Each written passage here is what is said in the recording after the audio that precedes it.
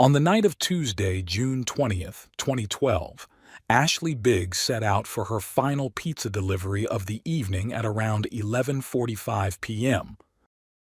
What no one realized was that this would be Ashley's last delivery ever. By the following day, her car and lifeless body were discovered in a neighboring county. Investigators quickly identified her killer, but over the years, suspicions mounted. They began to believe Ashley's murderer hadn't acted alone. A jailhouse confession and a long-hidden secret recording would eventually bring a second suspect to justice, giving Ashley's family the answers they sought. Who had crossed paths with Ashley? What drove her killers to commit such a brutal act?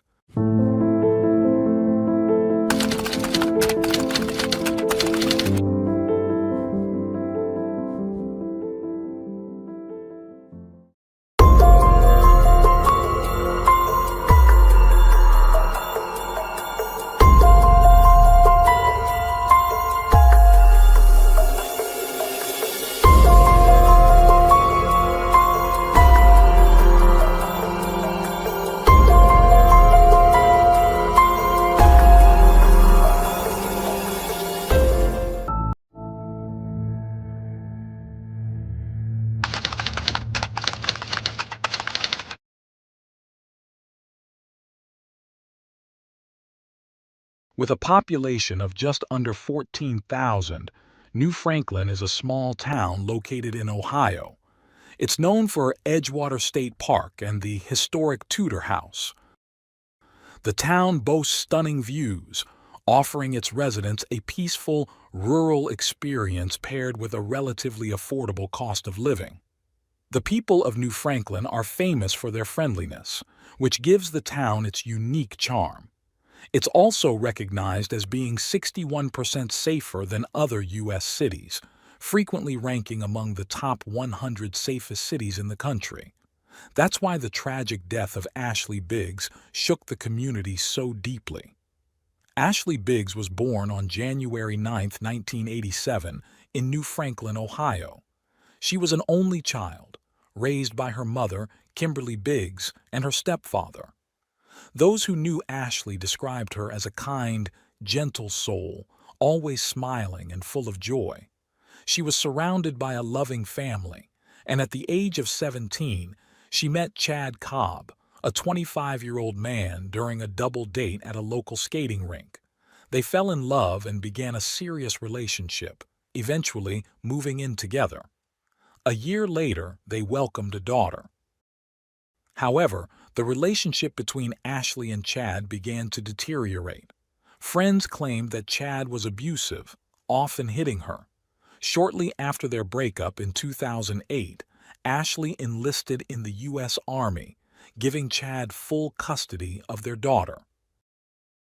Unfortunately, Ashley was medically discharged due to her severe asthma and returned home to work as a pizza delivery driver for Domino's in Akron, Ohio. She had also started a new relationship with a woman named Brittany Dunson, and they planned to raise her daughter together. After a lengthy legal battle, Ashley was awarded full custody of her daughter, which angered Chad.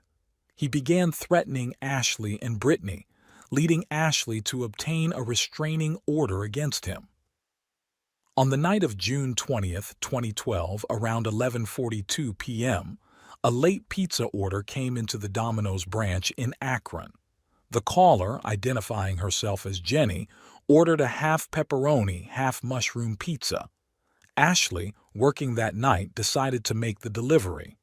The address was located in a commercial area of New Franklin, and she was instructed to deliver the pizza at the back of the building.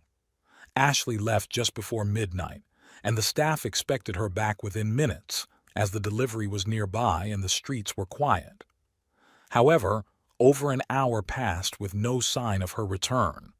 Concerned, her manager called Brittany, who hadn't heard from Ashley either. The manager then contacted the New Franklin police to report Ashley missing. Officers arrived at Domino's around 1 a.m. to gather information. Just as they were speaking with the staff, Brittany arrived, visibly worried. She informed the officers about Ashley's troubled past with her ex, Chad. Police assured her that they would search for Ashley and headed to the delivery address on a dark and secluded area. The business there was clearly closed, but in the parking lot they discovered a large pool of blood and scattered coins. It was no longer just a missing person case. Investigators believed that Ashley had been lured to the parking lot and ambushed, possibly by someone familiar with her schedule.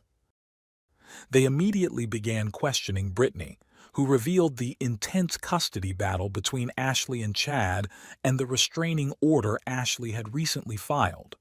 Brittany was certain that Chad needed to be questioned. Police checked their records and discovered Chad's history of violence against Ashley, including an assault charge from 7 years earlier. Early in the morning on June 21st, investigators arrived at Chad's house but received no response.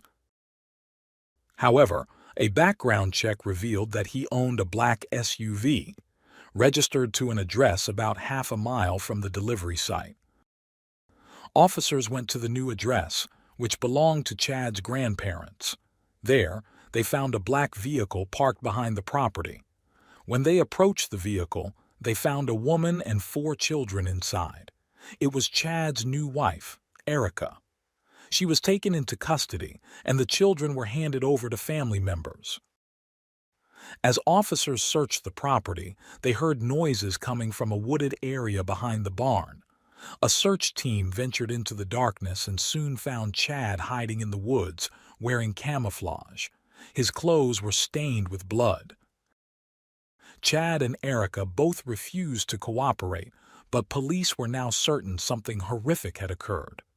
A search of the surrounding woods turned up a backpack containing a large knife, a neoprene mask, gloves, a taser, duct tape, and industrial zip ties, all near the area where Chad had been hiding. Blood traces were found on several of the items, deepening the suspicion of a brutal attack. It seemed like a dead end for the investigators, but they were on the verge of a breakthrough. After this discovery, they used helicopters and dive teams to search for any trace of Ashley or her vehicle. Despite their efforts, it seemed they had hit a roadblock until they received a call from a woman in a neighboring county. The anonymous caller mentioned that her house, situated on a hill, overlooked a cornfield. She had woken up and noticed something shiny near the edge of the field. Fearing that something suspicious was happening, she contacted the police. When investigators arrived at the scene, they found an SUV. It matched the description of Ashley Biggs' vehicle. As they inspected the interior, they discovered the body of a woman lying in the back seat. The scene was horrific. The victim had been bound at the wrists and ankles with industrial zip ties, and another zip tie was fastened around her neck. Her face had turned purple from lack of oxygen, and several taser wires were still embedded in her skin. She appeared to have been severely beaten as well. The woman was still wearing a pizza delivery uniform. Inside the car, there was an insulated pizza delivery bag and the untouched pizza from Ashley's last order. Investigators also found stickers from the deliveries made that night attached to the steering wheel. The body was removed and taken to the county coroner's office for proper identification. Investigators called Ashley's mother and asked if her daughter had any identifying tattoos. Kimberly confirmed that Ashley had 2 stars on the back of each arm and a tattoo on her navel. It was enough to verify that the body was indeed Ashley Biggs. Chad was arrested under suspicion of murder and refused to cooperate with investigators. He was taken into custody at the county jail. Erica, Chad's new wife, was allowed to return home as there was no direct evidence linking her to Ashley's death at the time. On June 22, 2012, the chief medical examiner performed Ashley's autopsy. She determined that the cause of death was asphyxiation from the zip tie around her neck.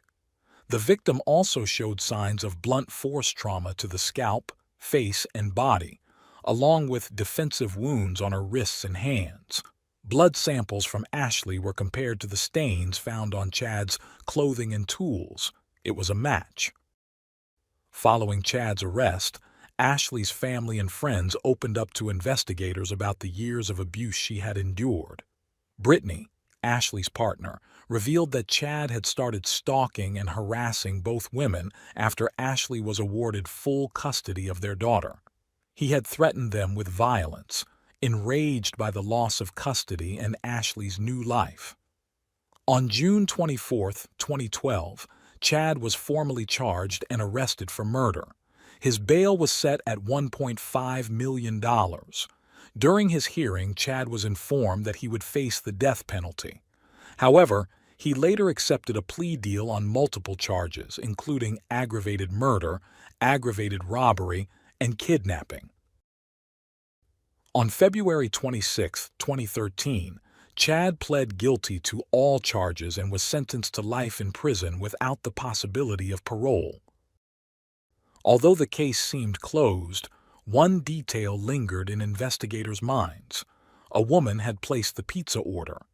They suspected Chad needed help transporting the vehicle to the cornfield, and their suspicions pointed toward Erica. However, there was no concrete evidence linking her to the crime at that time. During the initial investigation, officers had made an interesting discovery. They found a receipt from a local store for the purchase of a prepaid phone on June 20, 2012. Surveillance footage showed Chad, Erica, and their children leaving the store. Still, this wasn't enough to prove Erica's involvement in the murder. Erica moved on with her life after Chad's arrest. She filed for divorce and began a relationship with Chad's childhood friend, Christopher Michael Stefanko. Erica and Mike married and had a baby shortly after Chad's sentencing. However, Chad wasn't pleased with the changes around him, particularly Erica's new life. Though Erica initially brought the children to visit Chad in prison, those visits dwindled as her new marriage progressed, and eventually they stopped altogether. Around this time, Ashley's daughter began writing letters to her father in prison. In her letters, she described the emotional, physical, and mental abuse she was enduring at the hands of Erica. She spoke of how unhappy she was living with her stepmother and the new family. Chad, growing more frustrated, finally decided to tell the truth after 4 years in prison. In an unexpected move, he wrote a letter to the police. In it, he confessed that it was Erica who made the pizza order under the alias Jenny, and revealed that Erica had masterminded the plot. He also told the police that his mother had evidence that could help the case. This was the break the detectives had been waiting for. They contacted Chad's mother, who agreed to meet with them on January 2, 2018, nearly 6 years after Ashley's murder. She handed over a recording of a conversation she had with Erica 2 years after the murder, in March 2014. In the recording, Erica openly discussed the killing and admitted that she was not forced by Chad to lure Ashley with the fake pizza order. When asked why she recorded the conversation, she said it was as insurance for her son, Chad. The investigators realized that Erica had not only made an enemy out of Chad but also his mother, as Erica had started keeping Chad's children away from their grandmother, which had created tension between them. Piecing everything together, investigators concluded the following events led to Ashley Biggs's murder. After losing custody of his daughter, Chad became increasingly resentful of Ashley and her new lifestyle. He and Erica conspired to lure Ashley into a trap to silence her. Erica made the call to Domino's on that fateful night, knowing Ashley was on delivery duty. She provided an address in a quiet part of town with little traffic at that hour. Erica then drove herself, the children, and Chad to the location to wait for Ashley. As Ashley arrived at the back of the building where she was instructed to meet the caller, Chad ambushed her with a taser, leaving her defenseless. He tied her hands and feet before viciously beating her into unconsciousness. After the brutal assault, he strangled her with a zip tie. Chad then dragged Ashley back to her car and had Erica and the children follow him to the cornfield where they abandoned her vehicle. Erica later drove Chad back to his grandparents' house, where police would eventually find him. Now armed with Chad's confession, investigators prepared to build a case against Erica.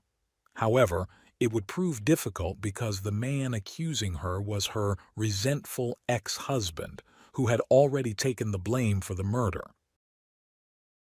Yet, in the recording, Erica admitted to being involved in the killing and even assisting in it.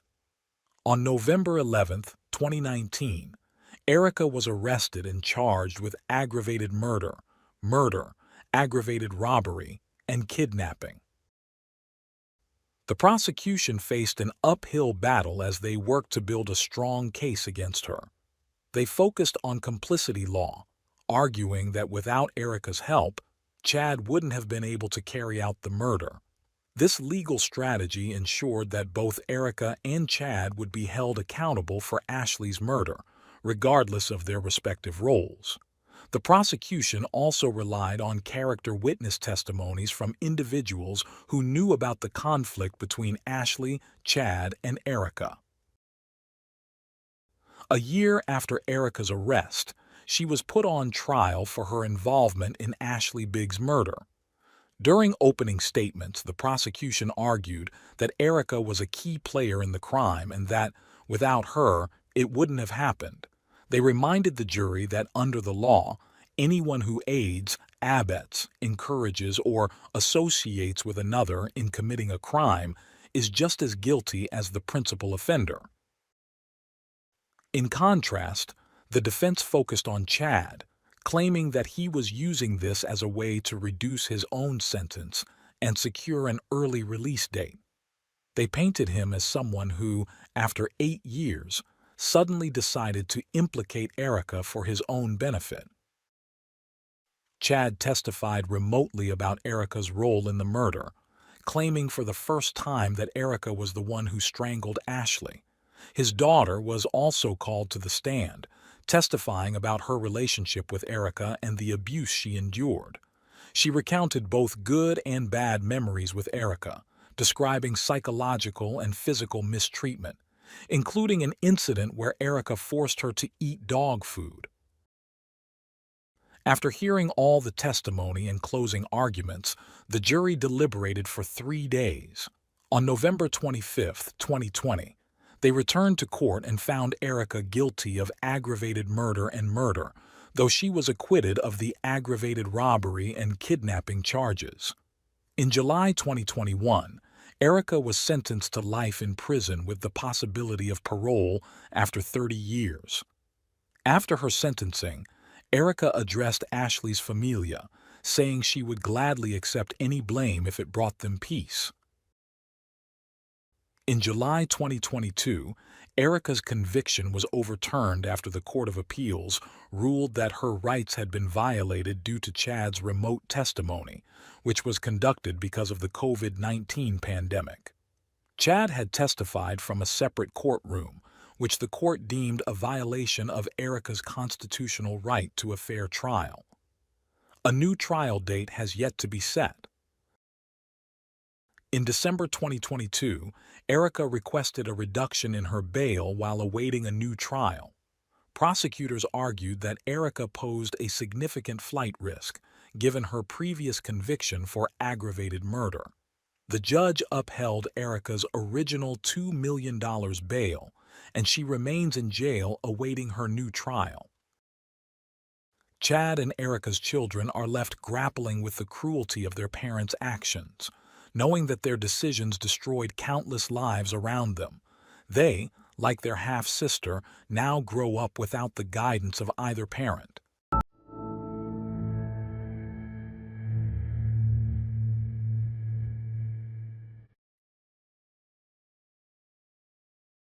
Thanks for tuning in to Unreal True Crime.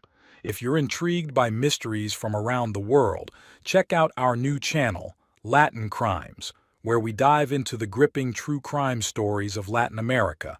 Don't miss out. Subscribe now for more thrilling investigations.